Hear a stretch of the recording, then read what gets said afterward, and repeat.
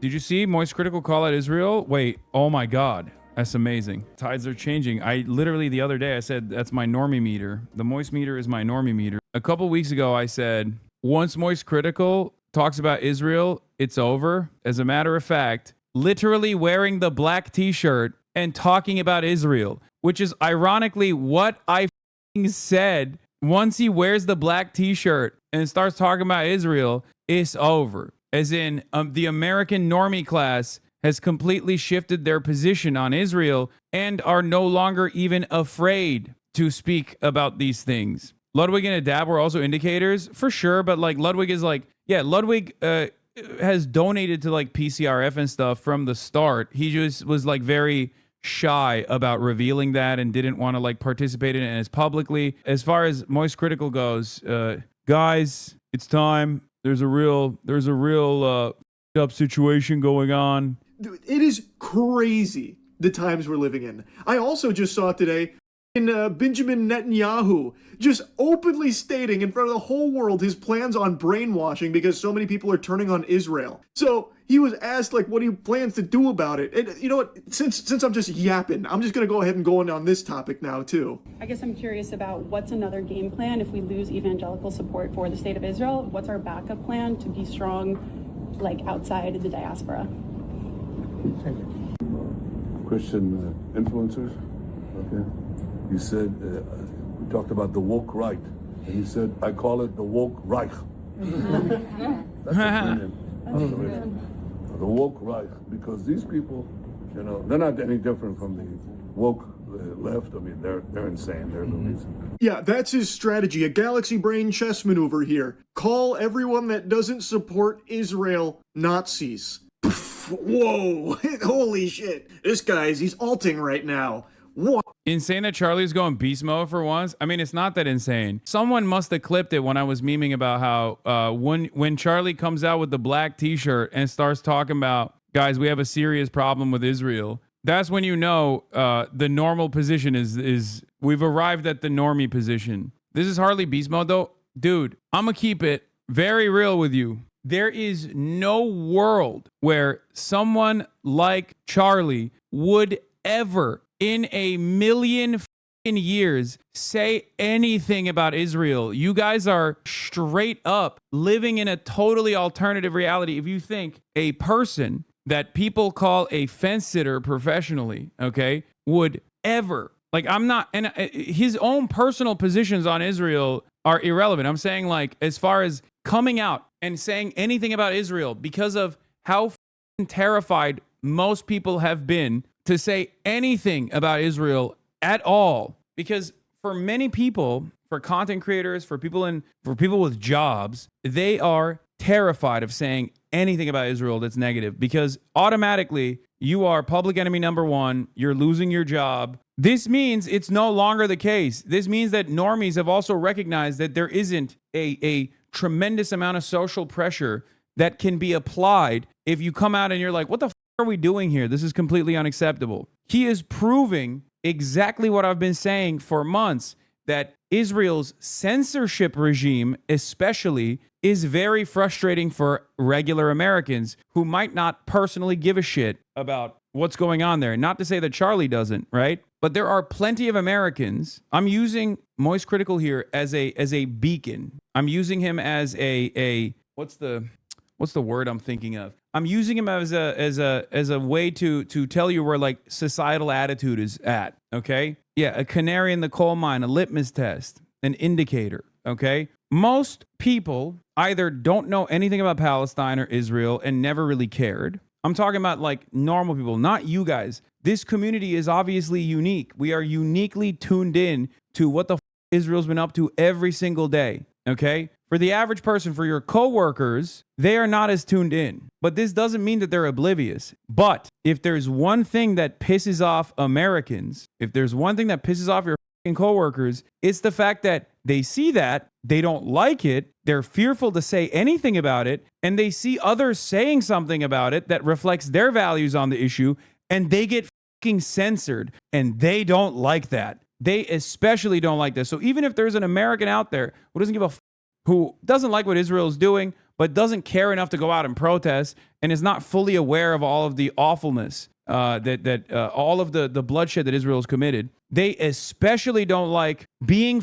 censored. They don't like the fact that there are unlimited tax dollars going there, and they don't like the arrogance and entitlement demonstrated by this supposed client state, and they don't like that they are being censored, exhibiting any sort of discontent. Okay, we shall call this the Kimmel effect. That's a good attitude about it. That's a good take. Exactly. Americans might not be totally tuned into all the awful shit that Trump is doing right now at the domestic level, but when he came out and was like, Jimmy Kimmel, for this like tepid statement about Charlie Kirk, deserves to be barred from speaking on television, and the FCC should like revoke the television license, all of a sudden everyone goes, what the do you mean? Get the out of here. And that's precisely what's taking place here. Would literally lose their job. This is like moist critical, okay? You know how I say moist critical is my normie meter or my centrism meter? Like, this is like moist critical coming out and making a video and being like, guys, the Mick sticks over there at Israel. I can't believe it.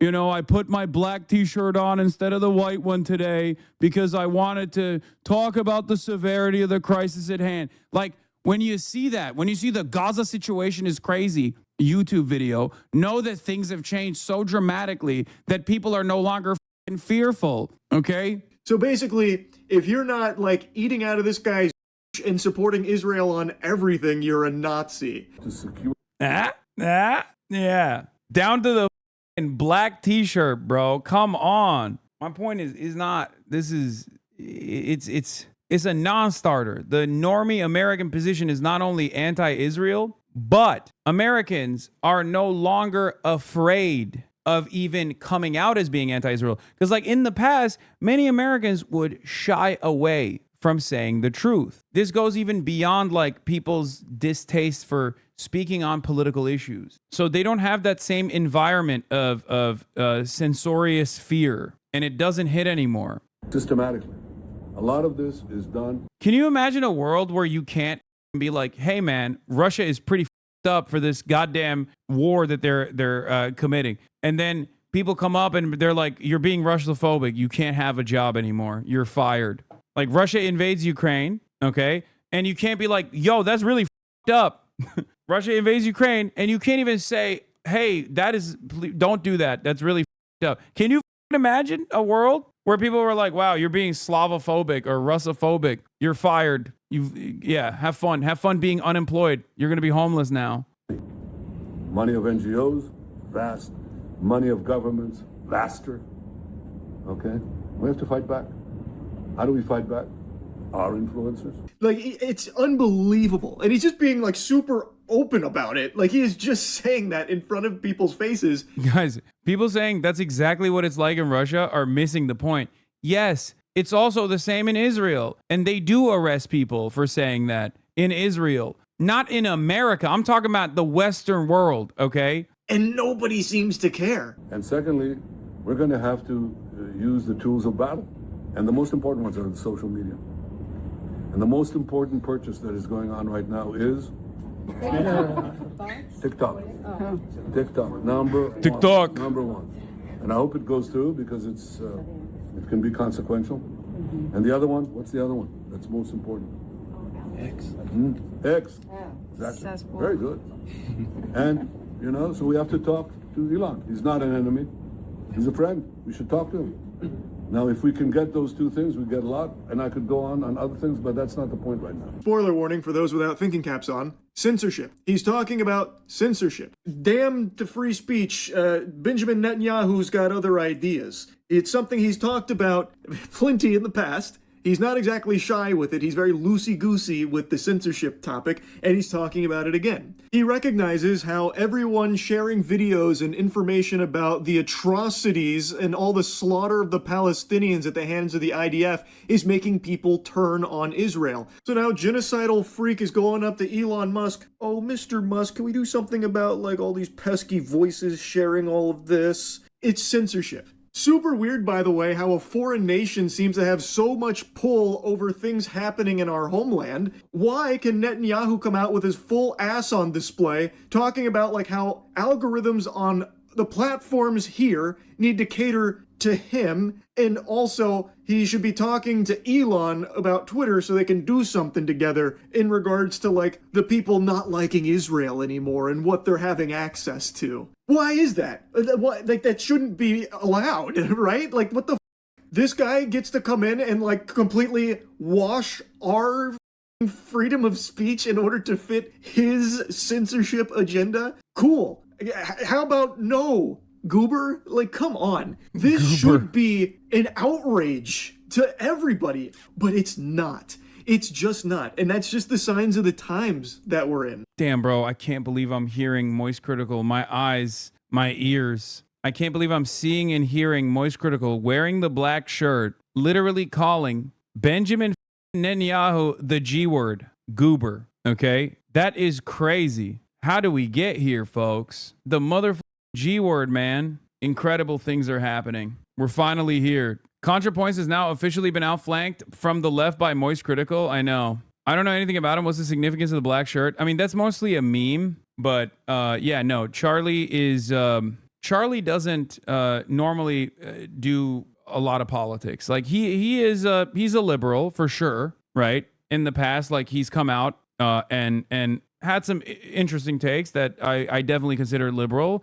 but like he is very he deliberately stays out of trouble, I guess, if that makes sense. He tries to actively not talk about this stuff. So for him to come out and like make a statement is indicative of the change in times. It means that there aren't like tremendous repercussions for this sort of thing. But for the Palestine issue, you just need to be human to speak up no matter what side you're on. No, I understand that. But again, different strokes for different folks, I guess. How do you think he'd feel knowing you call him a normie meter? I don't know.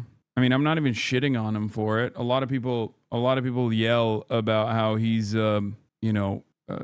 people say like he's offensive or whatever. I don't really give a shit ultimately. I'll take support from anywhere I can get. He is demonstrative of an attitude shift. It means that like this position is no longer, this is an inoffensive position. It's like people actually no longer feel fearful to reveal this.